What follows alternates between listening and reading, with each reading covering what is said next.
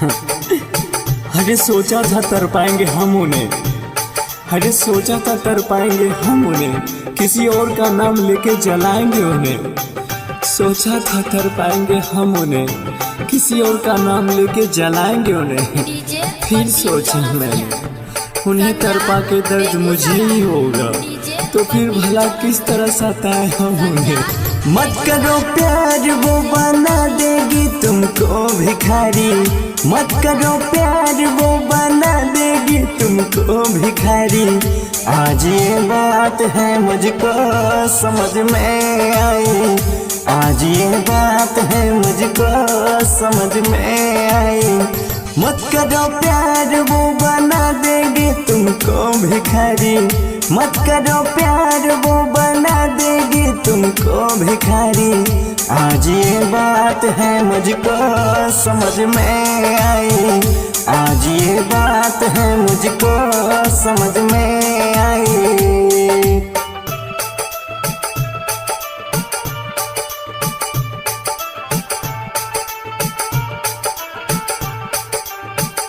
Music director DJ Pradeep Chaurasia, संजात Begusarai. Mobile number 8002003012। हद से ज्यादा चाहे थे उसको हमारे, प्यार के बदले देखेगा लेगा हमारे। हद से ज्यादा चाहे थे उसको हमारे, प्यार के बदले देखेगा लेगा हमारे। अपन होके हो, अपन होके हो जाला ऊपर आई, अपन होके हो जाला ऊपर आई। आज ये बात है मुझको समझ में आई, आज ये बात है मुझको समझ में आई।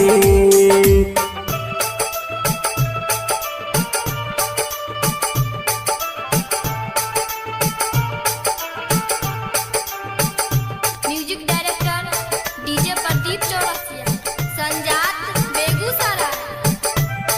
Mobile number 8002003012। तू तो भोला है फायदे तेरे उठाएगी, आज यहाँ पे कल कहीं मौज उड़ाएगी। तू तो भोला है फायदे तेरे उठाएगी, आज यहाँ पे कल कहीं मौज उड़ाएगी। दिहल जखम हो, दिहल जखम कृष्णा के कबो न भराई, दिहल जखम कृष्णा के कबो न भराई। आज ये बात है मुझको समझ में आई, आज ये बात है मुझको समझ में आई।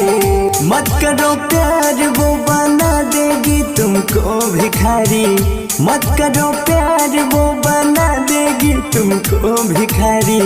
आज ये बात है मुझको समझ में आई, आज ये बात है मुझको समझ में आई, आज ये बात है मुझको समझ में